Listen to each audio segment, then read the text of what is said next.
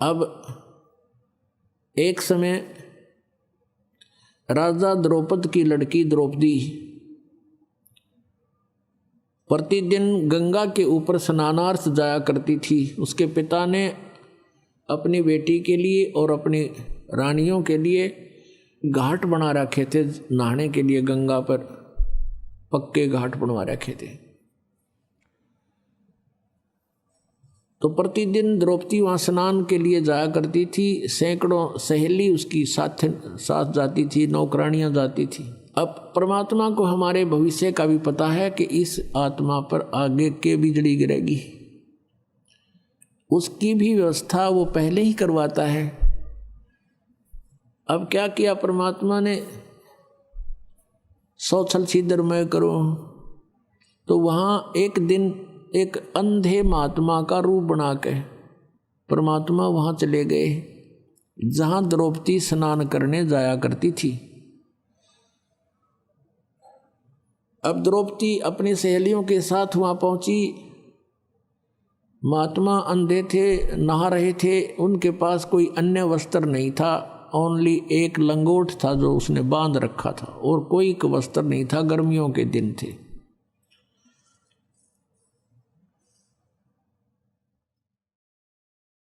अब द्रौपदी ने देखा कि महात्मा स्नान कर रहे हैं और जनाना जो उनका नहाने का स्थान था उसके डाउन स्ट्रीम में जिधर पानी बहकर जा रहा था, वहाँ उससे दूरी पर लगभग 2-3 एकड़ 400-500 फुट की दूरी पर स्नान कर रहे थे। अब द्रौपदी ने देखा महात्मा हैं, जो पुण्यात्मा होते हैं, साधु को देखकर एक विशेष अट्रैक्शन बनता है। और परमात्मा कबीर देव जी भी कहते हैं, कबीरा दर्शन साध के परमात्मा आवे याद, और लेखे में वाहे घड़ी बाकी का समय बर्बाद।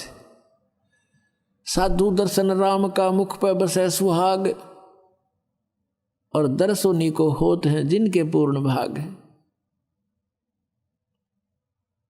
तो द्रौपदी की आत्मा क्योंकि पहले जन्म जन्मांतर से भगवान की भक्ति करती आ रही थी और परमात्मा के साथ नहीं जा चुकी वो आत्मा, फिर वहाँ अपने कर्म न भोग रही थी।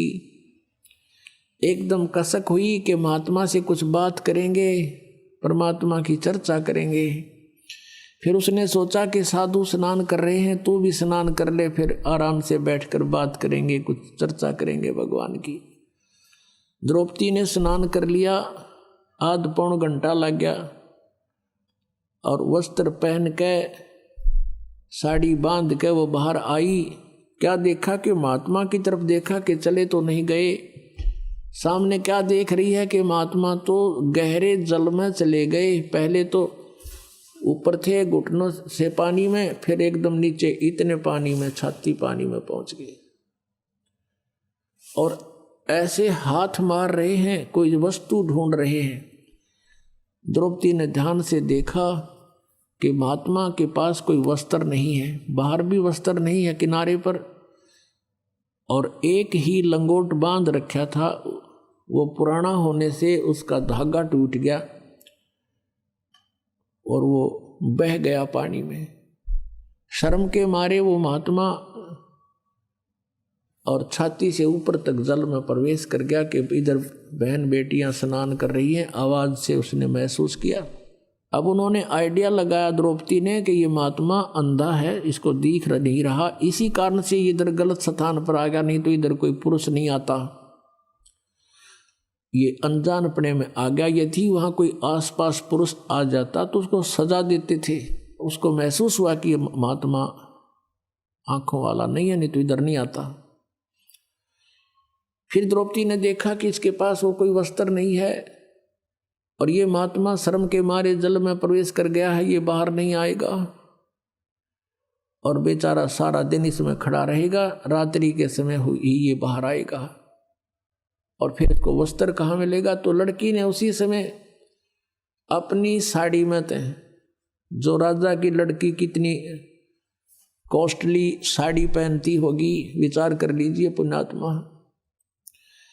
और इसको कहते हैं कि लूट सको तो लूटियो, राम नाम की लूट, पीछे फिर पछताओगे, प्राण जहांगे छूट। अब इसको लूट कहते हैं। भगवान को कैसे लूटना है? अब द्रौपदी ने अपनी साड़ी पाड़ के और जल में बहा दी कि महात्मा का हाथ लग जाएगी और ये इसको कौपीन बना के बाहर निकल जाएगा। वो हाथ नहीं लगी, उसको दिखाई दे नहीं था, वो दूर से खिसक गई। लड़की ने दूसरी साड़ी पाड़ी और फिर बहा दी, वो भी उसके लीर हाथ नहीं लगी। लीर माने एक टुकड़ा। दूसरी फिर पाड़ा वो एक लीर सी और वो बहा दी, वो भी हाथ नहीं लगी। 7-8 कौपीन, कम से कम 8-9 इंच की पाड़े थी। और ये 2 गेट देख लो कितने हो गए, लगभग 1.5 फुट हो जाता। 7-8 में तो आधे से ज़्यादा साड़ी गई। फिर उसने सोचा कि भी महात्मा है, पिता के समान है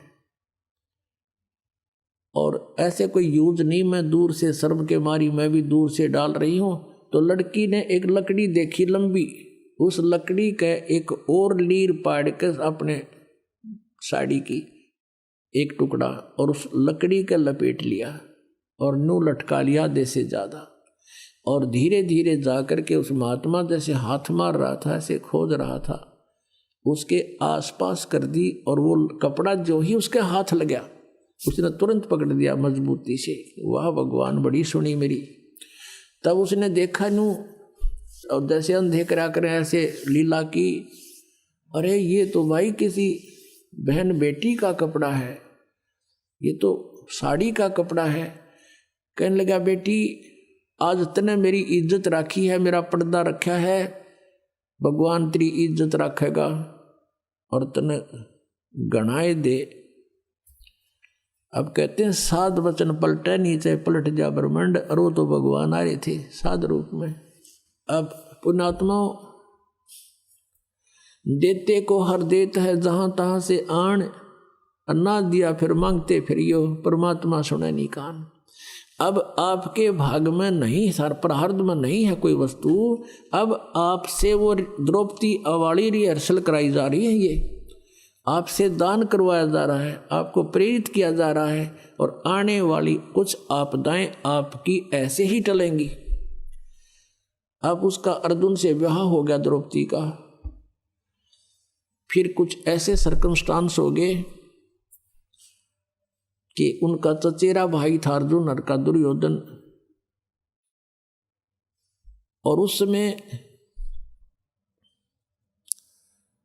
राजा युधिष्ठिर राज्य करता था और दुर्योधन होर के पास राज्य नहीं था। राजा युधिष्ठिर ने यानी अर्जुन के बड़े भाई ने एक बहुत बड़ा महल बनाया था, उन सभी ने मिलकर अर्जुन और ने शीशा उसमें लगा दिया। इतना बढ़िया महल बनाया कि सामने वाले को ये नहीं पता लगे या डोर है या खाली है या कोई शीशा लगा है। और दुर्योधन उनके ताऊ के लड़के थे युधिष्ठिर अर्जुन के। दुर्योधन एक दिन उस महल में चला गया और द्रौपदी वहां सामने खड़ी थी। जैसे वो आगे को चला उसने शीशा दिखा को नहीं, वो इस तरह का बना था कि जैसे शीशा है नहीं। तो उसकी टक्कर लग गई, टक्कर लग के एकदम पड़ गया। द्रौपदी हंसी और टोंट कस दिया कि अंधों की अंधी ही संतान होती है। अब धृतराष्ट्र अंधे थे, दुर्योधन के पिता, तो इस बात की वो काली गणी मान गया, घना दुख मान गया कि इसने बहुत बूढ़ी बात कह दी। और जबकि वो तो देवर भाभी थे, छोटी मोटी हंसी मजाक आम कर लिया करते थे। परमात्मा कबीर जी कहते हैं, सोना संत और सजन टूट जुड़े 100 बार, और दुर्जन और पाका कलश एक धक दरार। सोने को तोड़ दिया, आभूषण कुछ बना रखा है उसने, उसको तोड़ दिया और फिर जोड़ दे, उसमें कहीं पर भी निशान अलग दिखाई नहीं देता, वैसा ही हो जाता है। और संत भक्त आपस में कवासनी हो जाए तो वो अंदर द्वेष नहीं रखते, किसी ने मार दूंगा, इसकी टांग तोड़ दूंगा, रिब कान दे, नहीं, कवा सुनी होगी, फिर उसे याद भी ना करे इसने मेरे तो गाली दी थी, आवे को ने याद, उनका स्वभाव ऐसा होता है। और ऐसे ही सज्जन पुरुष, अच्छी आत्माएं भी ऐसी ही होती हैं। और कहते हैं दुर्जन दुष्ट इंसान, और जैसे पक्का कलश, जैसे कुंभ होता है घड़ा, एक का धक्के में दरार आ गई तो दोबारा नहीं मिल रहा, वह चाहे 100 जतन कर ले वह न्यारी दिखेगी। तो इस टाइप का था दुर्योधन। उसने तो उस दिन ठान ली कि इसका प्रतिशोध लूंगा। अब फिर क्या किया उन्होंने, जुआ खेला। जुए में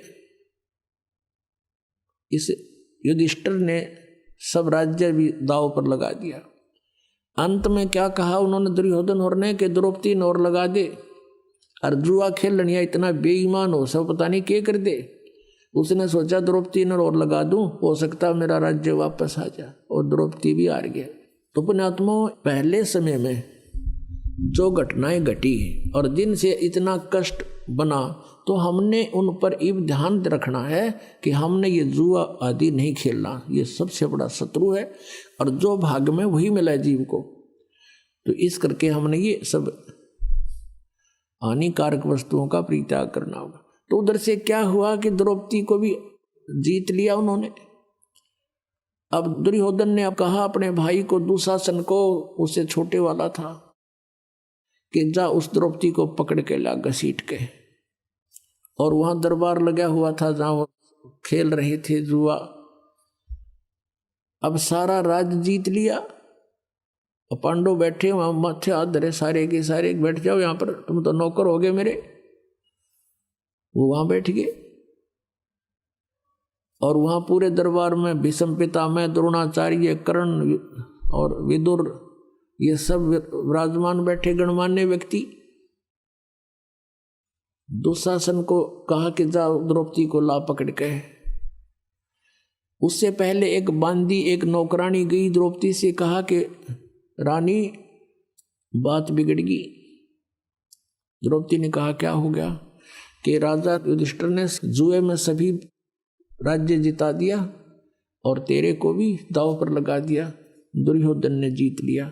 अब तुझे लेने आ रहे हैं और तुझे नंगी करेंगे वहां पे। वो कह रहा उसको लाओ, यहाँ सुबह में नंगी करेंगे, क्योंकि हम तो अंधों की संतान हैं, हमें कुछ दिखाई नहीं दे, उसको शर्म आएगी नहीं।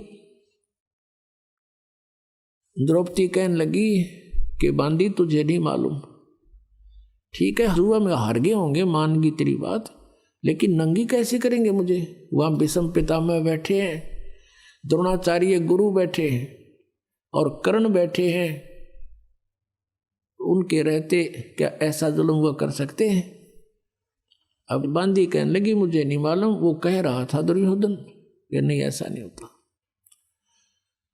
अब इतने में दुशासन पहुंच गया और पकड़ कर उसके बाल यहां से घसीट के लाया ना, बुरी तरह बेइज्जती करके सभा में खड़ी कर दी। अब दुशासन ने कहा कि क्या आदेश है भाई इसके लिए। दुर्योधन ने कहा कि इसको नंगी कर दे, इसकी साड़ी चीर उतार दे, हम तो अंधे हैं, अंधों की संतान अंधी होती है, हमें थोड़ा ही कुछ दिखाई देगा इसका। अब यूं कह करके उसने दुशासन जो ही उसकी तरफ चला, उसका पल्ला पकड़ दिया साड़ी उतारने के लिए। तब उसने भीष्म पितामह, द्रोणाचार्य और कर्ण की तरफ कहा जो वहां बैठे थे, उनसे प्रार्थना की, नीची गर्दन कर ली, क्योंकि उस दुर्योधन के दुष्ट अन्न को खाकर उनके अंदर दोष पैदा हो गया था।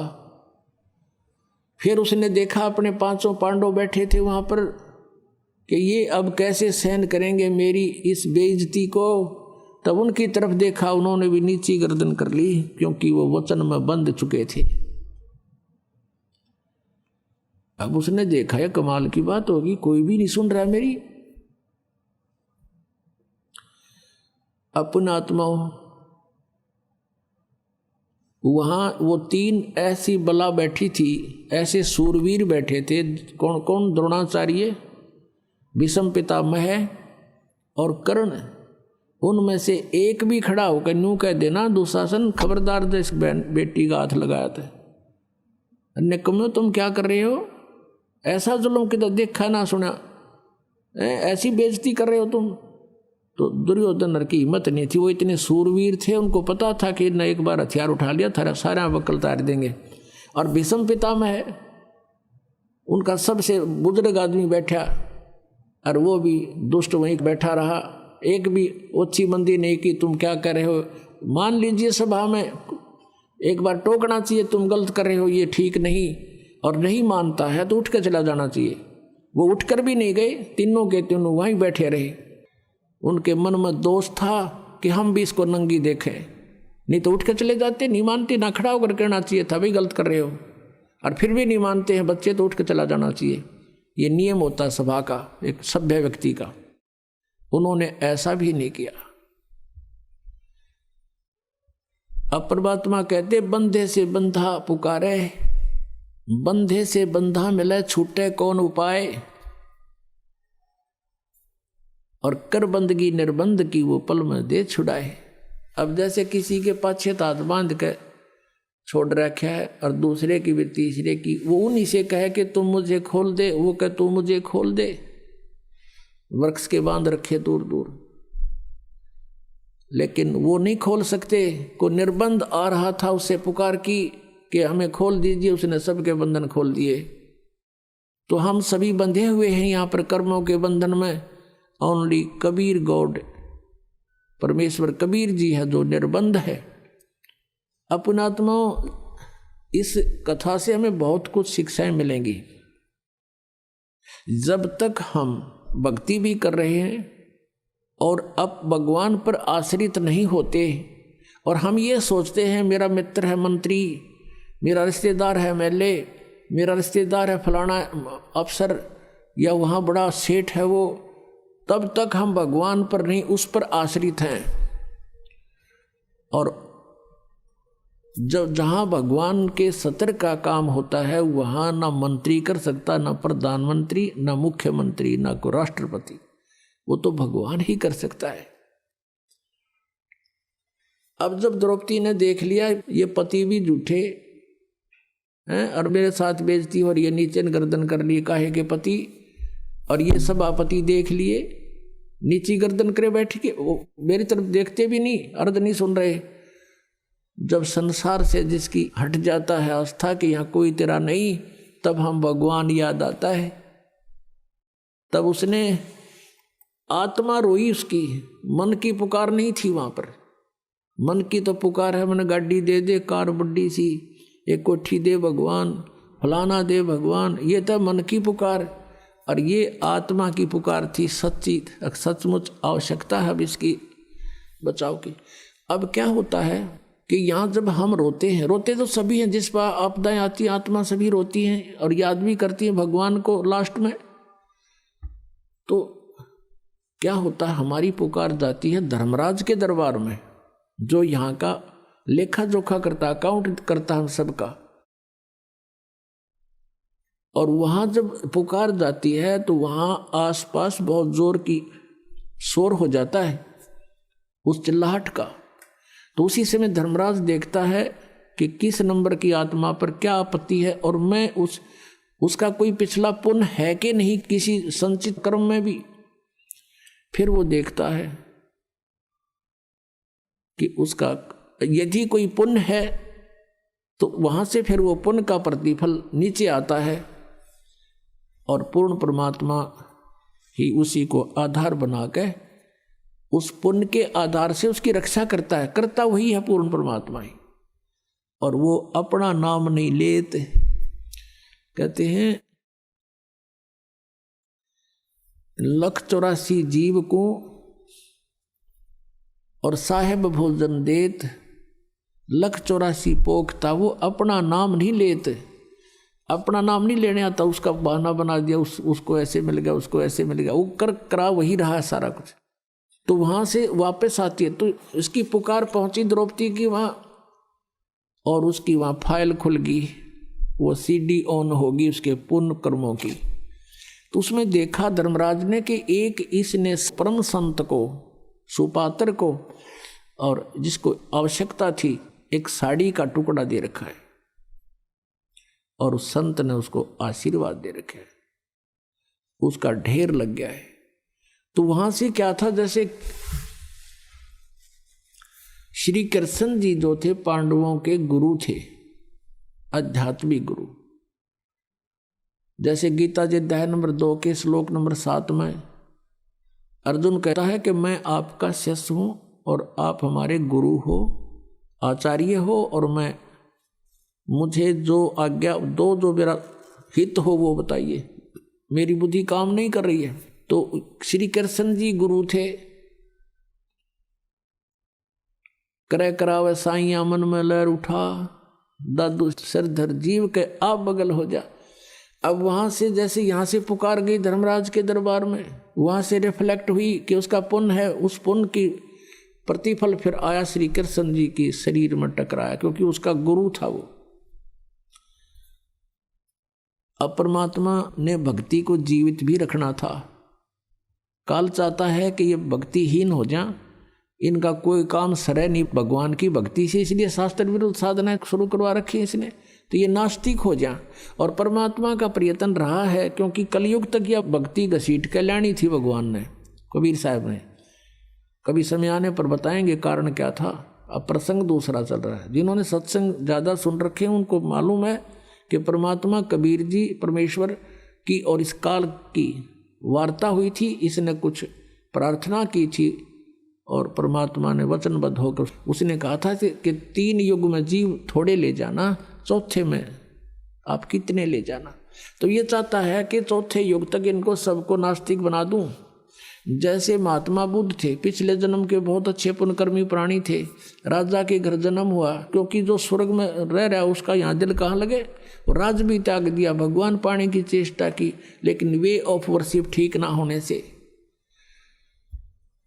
उनके वचन में शब्द में शक्ति थी पूर्व जन्म की, लेकिन वे ऑफ वर्शिप ठीक नहीं थी। उसने अपनी वचन की यानी शब्द की शक्तियों से वो प्रभाव था उसके वक्तव्य में, जिस कारण से लाखों लोगों को संग लगा लिया, लेकिन उनके द्वारा बताई गई भक्ति विधि से किसी को आध्यात्मिक लाभ नहीं हुआ, तो सभी नास्तिक हो गए। पूरा चीन और पूरा रूस ये सब बौद्धिक धर्म को मानने वाले थे, बौद्ध धर्म को, आज सारे नास्तिक हो गए। काल यही चाहता कि नास्तिक हो जाए, फिर सुना ही नहीं भगवान के बारे में, कटा टंटा। और परमात्मा चाह रहे थे कि किसी प्रकार यह भक्ति इस प्राइम टाइम तक पहुंच जा, आस्था बनी रहे प्यारी आत्माओं की भगवान में। तो इस तरह के उदाहरण वो स्वयं करके गए थे, और मर्यादा भी बनानी थी कि गुरु के बिना काम नहीं होना।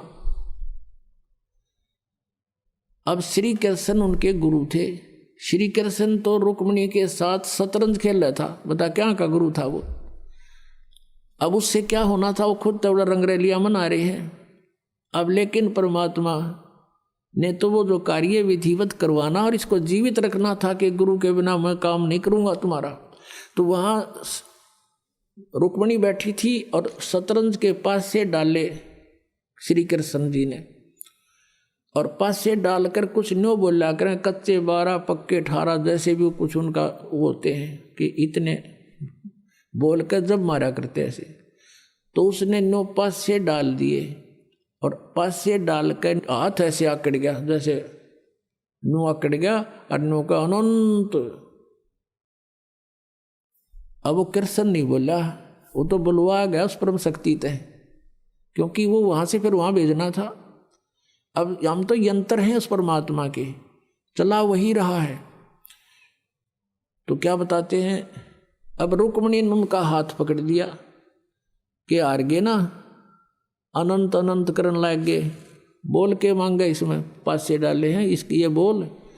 तब नो बोली कि रुक्मिणी कर पकड़ा मुस्काई, हाथ पकड़ के हंसन लागी, अनंत कहा मोकू समझाई। ये अनंत किस लिए कहा तूने,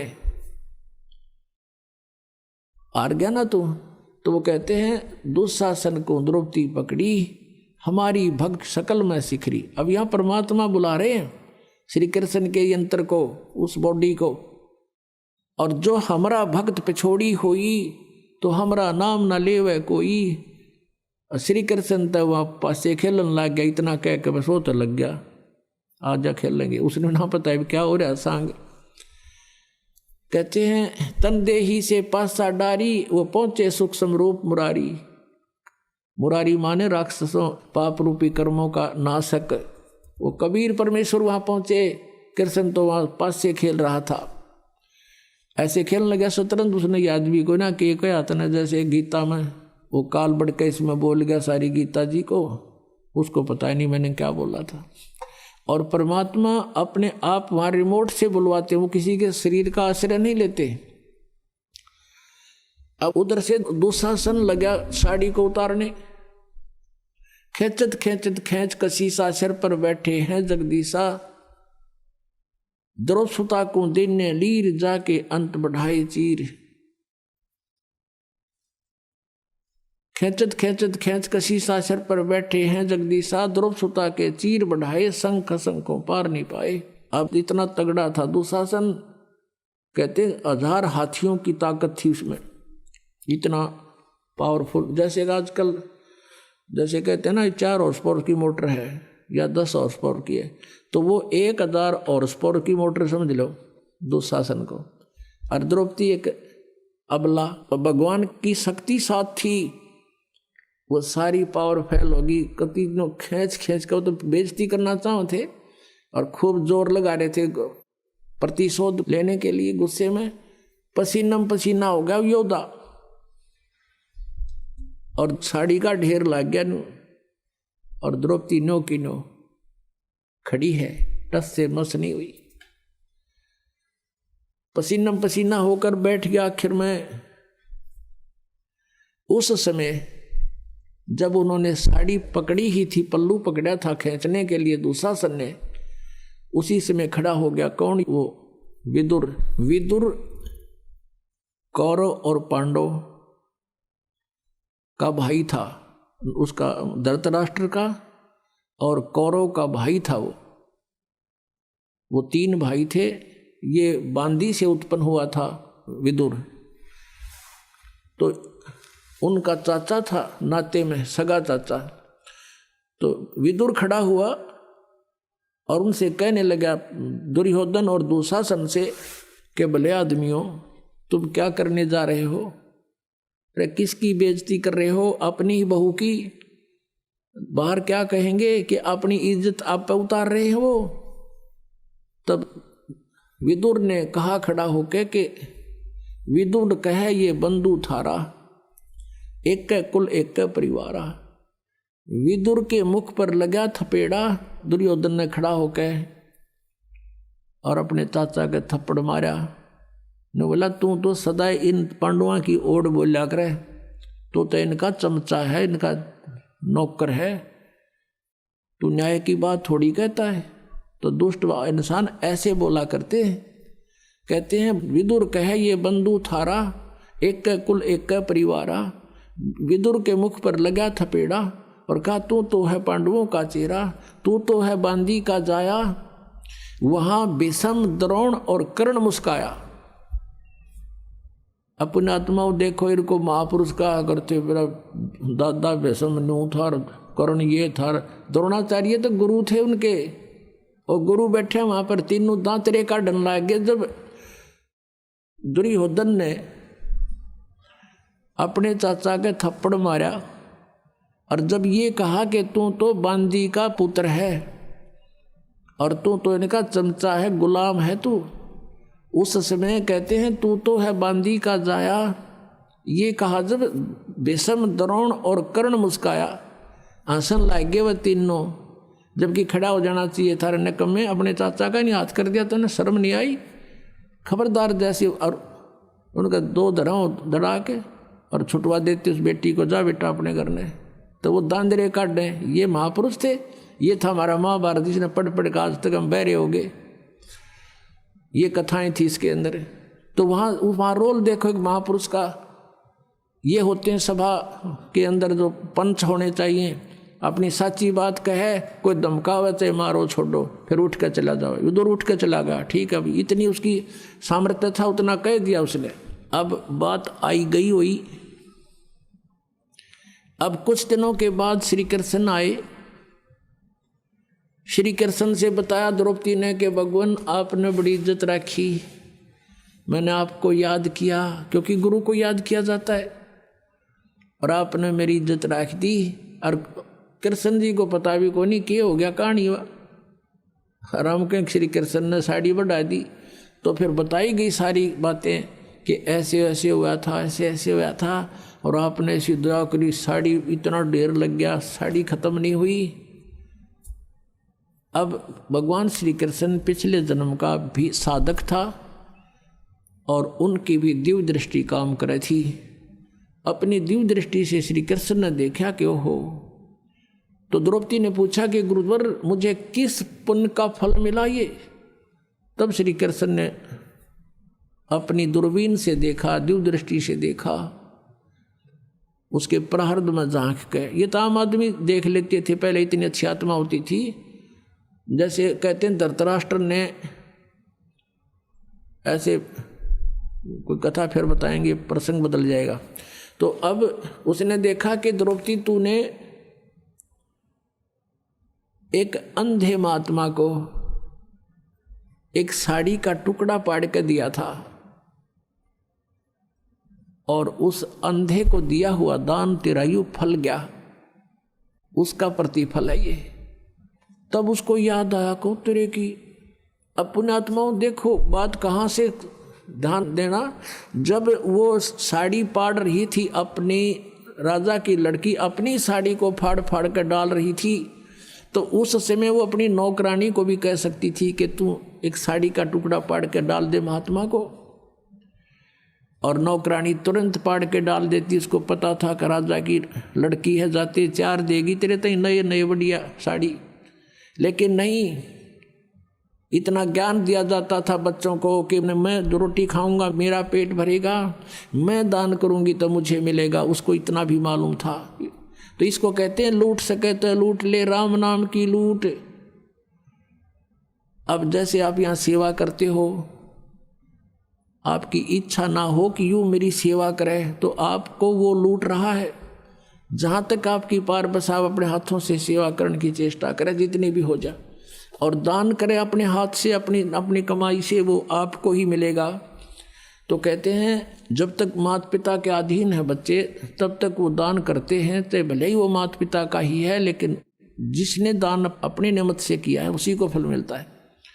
अब द्रौपदी कहती है कि हे भगवान, एक छोटी सी लीर पाड़ के दी थी मैंने, उसका इतना फल मिल गया, इज्जत रख दी मेरी, साड़ी तो देखी जा, लेकिन आज जो मेरी इज्जत रही है उसकी तो कोई कीमत नहीं। तब कहते हैं कि एक लीर के कारण मेरे हो गए चीर अपार, जब मैं पहले जानती तो सबके में देती वार। इसे महापुरुष को और एक इतना दान करने से आज मेरी इतनी इज्जत रही है, यदि मुझे पहले पता लग जाता तो ना जाने क्या न्यौछावर कर देती उस महापुरुष के लिए। तो पुण्यात्माओं, परमात्मा को पता था कि इसका और कोई ऐसा संस्कार नहीं है जहां उस समय इसकी रक्षा हो सके। नाम इसने ले नहीं रखा, क्योंकि रानी बन गई, अंडी पाकेगी, और जब दुर्गति होगी, जब भगवान याद आता है तो इसे दयालु है परमात्मा, ये पहले ही प्रबंध करा देते हैं और कहते हैं गैल गैल लग गया फिर जब लग धरती आकाश।